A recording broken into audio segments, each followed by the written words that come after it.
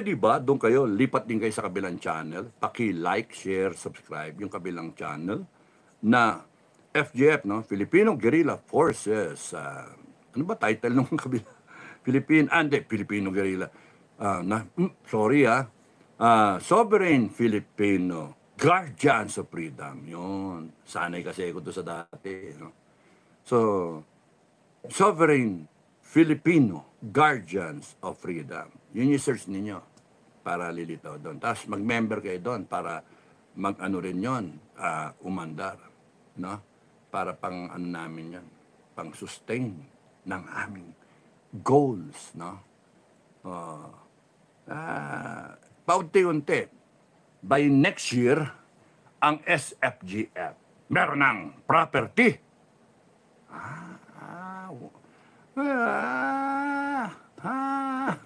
Magic.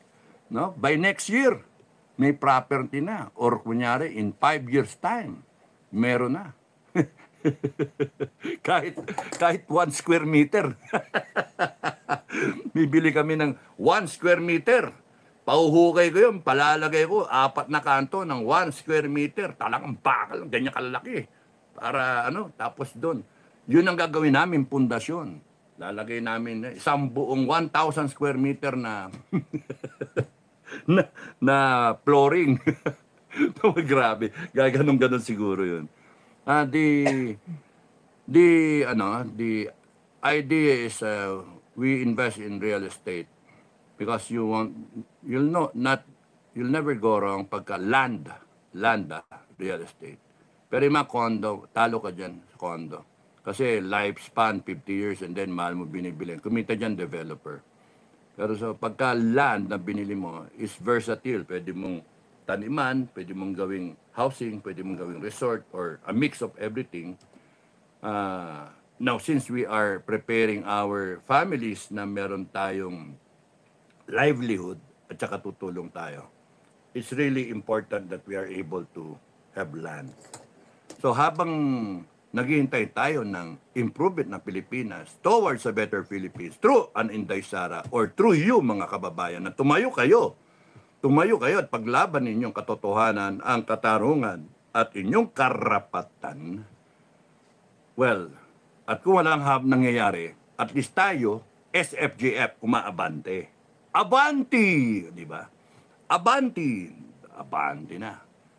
So, wala mang mangyari, hindi yung iyak-iyak na ganyan, napidam mga kami, ninakawan kami, bangkarote na kami, mga walang yan.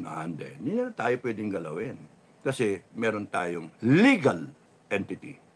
We'll have lawyers, we can demanda natin, we can complain formally because we are a legal entity and they cannot harm us, lalo na kung wala tayong ginagawang mali. No? A company, a foundation, or a cooperative or an association is a legal entity and is treated as such na parang tao rin. Entitled to all the rights na binibigay o nanggagaling sa konstitusyon natin. Parang tao rin siya. So, hindi nyo pwedeng basta-basta birahin.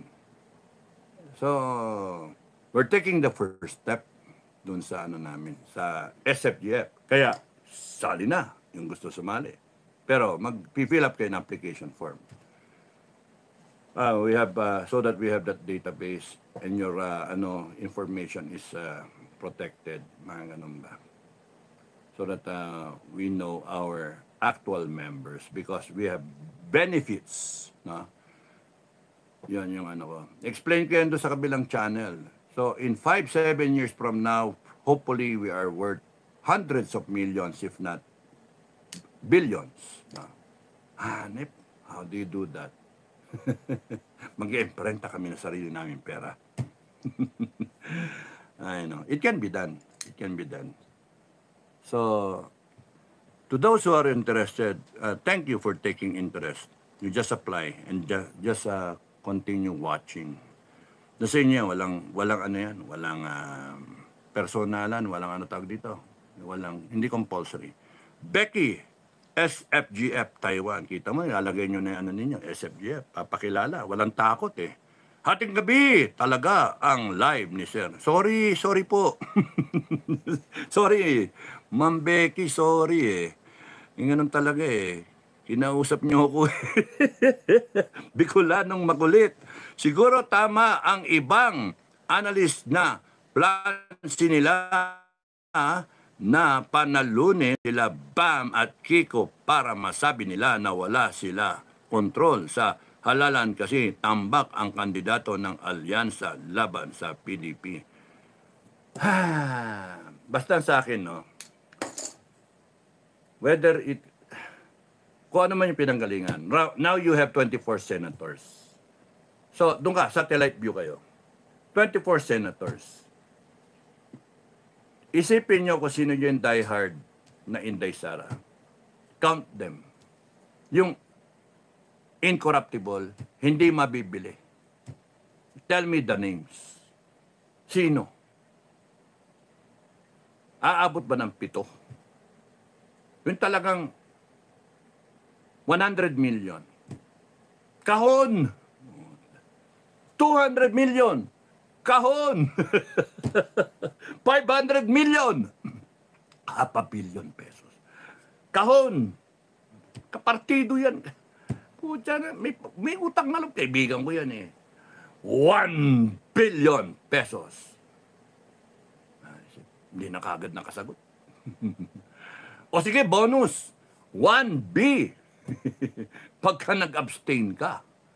And another 1B, kasi tatakbo ka eh. Tatakbo ka eh. Takbo ka national, di ba? Tulungan mo na, tanggalin na natin to. Pagtulungan natin to. 2B. Ano? Not guilty. Sige, pag-isipan ko. Yan. Yun yung delikado. Delikado. Yung ilalarg ng pera, hindi naman kanila eh, atin eh. Ginisa sa sariling mantika. Kaya Madam President, don't be too complacent. No? People can change overnight. Yun ang advice ko. People can change overnight. And if you have the opportunity, if you have the trigger finger to finish this, tapusin na natin to. So that Digong can go home. Pauwi na natin. Kasi yung ginagawa nitong administration nato sobra eh. Isang tao mag-decide sa boto natin lahat, palilitawin yung gusto nila. Nilaglag. You see the kind of character itong mga tao to. Nilaglag yung mga kaalyado nila. Basta siguraduhin lang yung sa 12 na yan. Ito nga pala, argument. Analysis, argument. Hindi naman kayo yung gumawa ng listahan, mga kababayan. Bumoto kayo, straight Duterte. Bumoto kayo. Madam Inday, please listen. Hindi kayo yung gumawa ng listahan ng lulusot sa panalo. For instance, let's assume for a moment na yung limitaw na mga pangalan, Magic 12, may nagkumpas nun. Kung may nagkumpas nun, Magic 12, hindi ba kung ako man yung gagawa ng listahan na yon, I am fairly confident to make that list na 3 lang ang palulusutin ko na talagang kasama mo sa partido na inendurso mo. And yung siyam, anytime, good timing ka. Ako'y gumawa ng listahan. Nasa call ko. Ibibigay dito, ganito, eto is 732 mo. Ano 732? Pak. Predetermined. Basta ilagay mo si Bongo, number 1. Si Bato, ilagay mo rin doon sa itaas.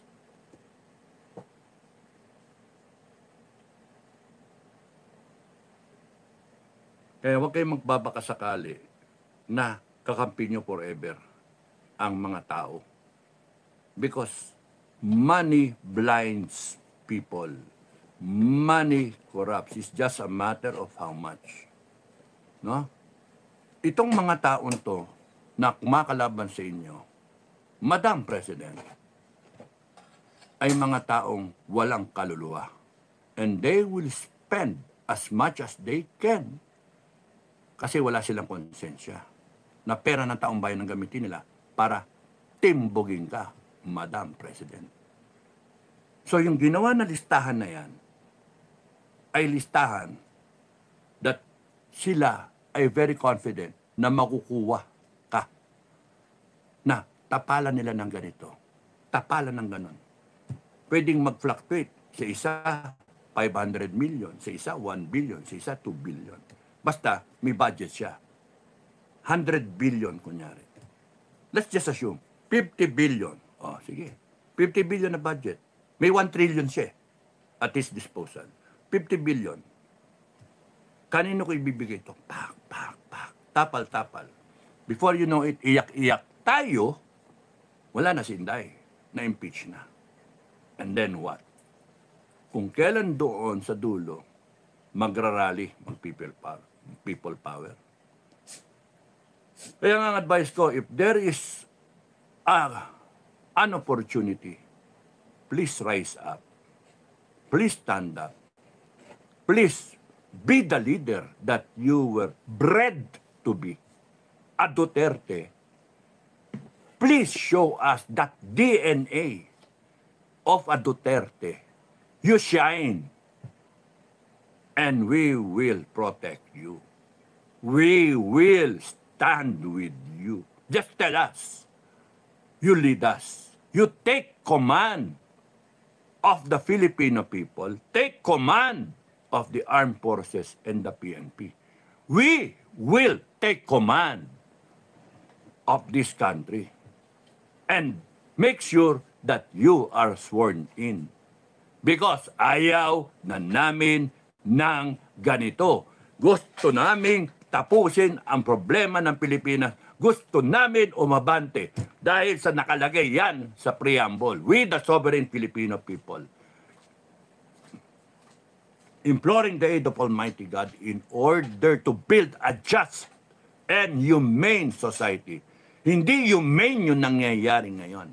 Hindi justice yung nangyayari ngayon. In order to establish a government that shall embody our ideals and aspirations. Do ordain and promulgate this Constitution. Doon pa lang sabit na eh. Binayolate ng lahat ng sumusunod doon, Bill of Rights, etc. Sovereignty resides with the people and all authority emanates from them. Puta mga to. All authority emanates from them. Eh bakit ginugurgor yung freedom natin to express ourselves? Bakit dinadaya yung pinaka-essence natin na pantay-pantay tayo, na bumoto tayo every 3 years, sagrado yon, and then didesisyonan lang ng isang tao o 2 tao o ng isang kumpanya.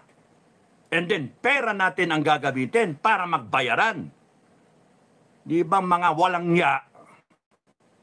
And if you're not going to take it seriously and you're going to take it sitting down, so be it. So be it. But please, Madam Inday, stand up for the Filipino people because you're the next in line.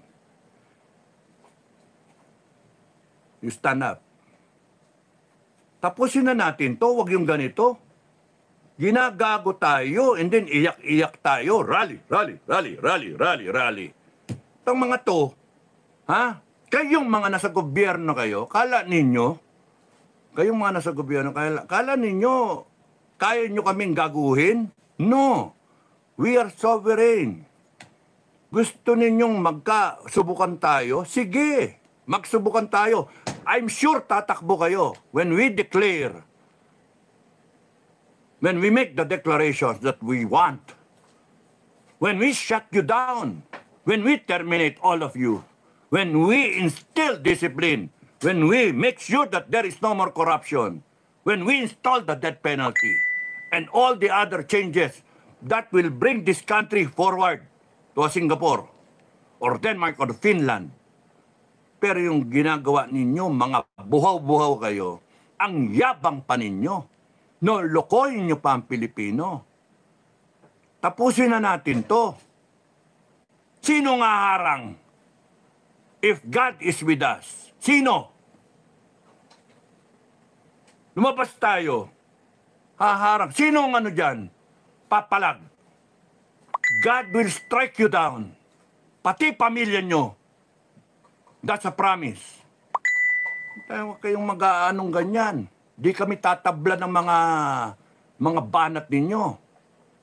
Because we will invoke God's presence when two or more are gathered in my name. I am there. And that was a promise. Kulang tayo sa faith. Kulang. Madam Inday, stand up and lead us. Take command. Take command. Sige na, take command. Take command. Mahirap din magsalita. Hirapan ako. Masakit din likod ko. Masakit na. Sumasakit na yung kidney ko. Masakit na. Masakit na. Take command. Nangawit eh. Take command.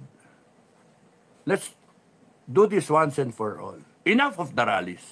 Let's have a one-time, big time. Sino itong mga to? BBM?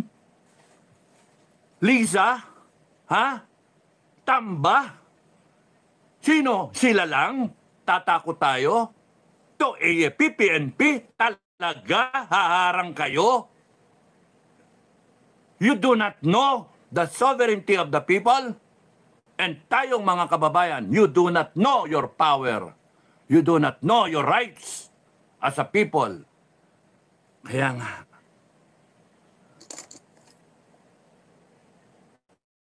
dami ko sinabi. Dami ko sinabi.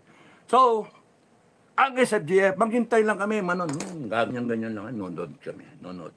Meanwhile, we have our projects, no? And we're moving forward. Kung ayaw ninyo, wag nyo. Ganun lang. Because we cannot, and I mean you cannot pull us down.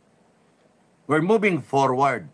Kung ayaw ninyo, wag nyo suffer the fate of a country na yung tao kawawa. Abutan na lang abutan ng ayuda. Complaining kayong lahat. But those who are with us is with us. We protect each other. We help each other. May namatayan, may nagkasakit. We dole out because we'll have a company. We'll have a company earning hundreds of millions. Because alam namin yung gagawin namin. Diba? Alam namin yung gagawin. May mga genius sa amin. And guided kami. Alam namin yung gagawin namin na kaya hindi kami sige-sige lang kami. Cool na cool, gumaganong-ganong. Parang ano lang, isda, gumaganong-ganong lang. So, ayun yung ano ko. We have to stop this nonsense ng Pilipinas. Iniwan na tayo ng ibang bansa. Kaya, we better straighten things. Thank you, Bicolano Makalit. Charles Ombao, sir, pa-shout out. Charles Ombao. Charles Ombao, bao. Sir, pa-shout out. Zovia Jean Duenas. Good evening po, sir. Thank you. Philippine Tiger. Hello, Chairman. Good evening. Watching from Cebu. Parang ganda ng tunog ng Chairman, ano? Kesa sa Supremo. Chairman, wow. Parang nakaupo lagi. Chairman. Maida Minda. Good morning po, Sir Dado. Ganda ng fashion mo today and you look great. Thank you. Thank you. Thank you. Para akong hamba ng pinto. Para akong, Pilipiniana. Vani Panares. Pa-shout out po, Sir Dado from Mindanao, Cagayan de Oro City. Vani Panares, no? Thank you, taga Cagayan de Oro. Kamusta kayo lahat dyan? Cagayan de Oro. Jennifer, sino to? Gloria. Jennifer Gloria. Jennifer Gloria. Joke. Gandang gabi, love you. Magandang gabi sa lahat, lalo sa gwapong, binola ko, gwapong German Soldado. Kanina. Uy, bakit gwapo kanina? Gwapong German Soldado. Kanina. Kanina palang gwapo. Ngayon hindi na. Kasi minute na ulo, no? Okay. Yan, tawa na ako. Michael Luz, support here from Ireland. Ireland. Okay. Okay, ano ba expression sa Ireland?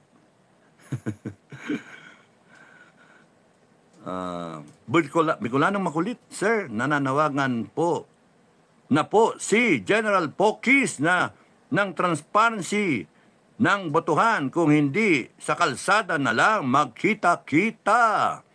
Wala pa nga yung final results. Hintayin natin yung mga leader. Alam niyo, suggestion ko, mga leader, no? Lahat ng leader, lahat. Magtawagan, no? Huwag niyo iisipin yung mga tao. Kayo na lang, mga leader. Tayo, leader. O, tara, punta tayo doon. And then, boom. Lahat ng leader. Leader ng Kristiyano, leader ng mga grupo, MAISU, PI, UPI, GPI, FGF, SFGF.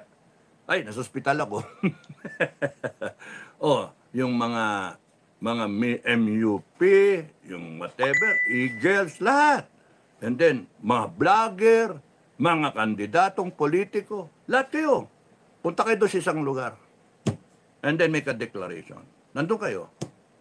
And then the people will flock to you. Dapat ganun. Wala. Binainday Sara kunyari. Protect your leaders. Labas na kayo. Tapusin natin to. Ay, nako. Wala naghihintayan. Wala mangyayari dyan. Naghihintayan. Sa akin nga, pagka, if I have the opportunity, I will only follow Inday Sara. Kung cool na cool si Inday Sara, cool na cool din ako. Pagka kunyaring si Inday Sara, nagsabi na ipaglabanan natin ang Pilipinas, hindi ipaglabanan natin. Hindi yung urong-sulong tayo. Tapusin natin to. Alam naman natin yung issues Bangag, komunista, abuso, droga, no? Yung pagnanakaw, yung budget, hindi ma-explain ang mga perang nawawala. Yung garapalan, yung ginawa kay Tatay Digong, kinidnap. Ngayon, yung election, dinaya. Ano pa ba ang gusto natin hintayin mangyari? Ano pa? Impeachment, Inday. Tapos, ano pa? Dadating ang araw, tapos na. Before you know it, too late. Yun yung iwasan natin. Yung too late na. Diba? Okay. Peng Yu International, SFGF. Okay. Magandang gabi. Imelda said, magandang gabi po, ma'am. Magandang gabi po, Chairman, sir. Opo, sana po parang bait mo Opo, sana po mag-lead na si President Inday Sara Duterte. Ingat kayo lagi, sir. Shout out mga ka-SFGF worldwide. God bless all members always. Thank you. Imelda said, magandang gabi. Well said. Sana nga, God bless us. Lilian Belen said hi. Inom muna ako. Makati. Okay pa ba yung signal? Albert Flores said hi. Femi lang. Hello po, good evening sir. Survivor watching from Switzerland. Oy. Pagka kami ay dumami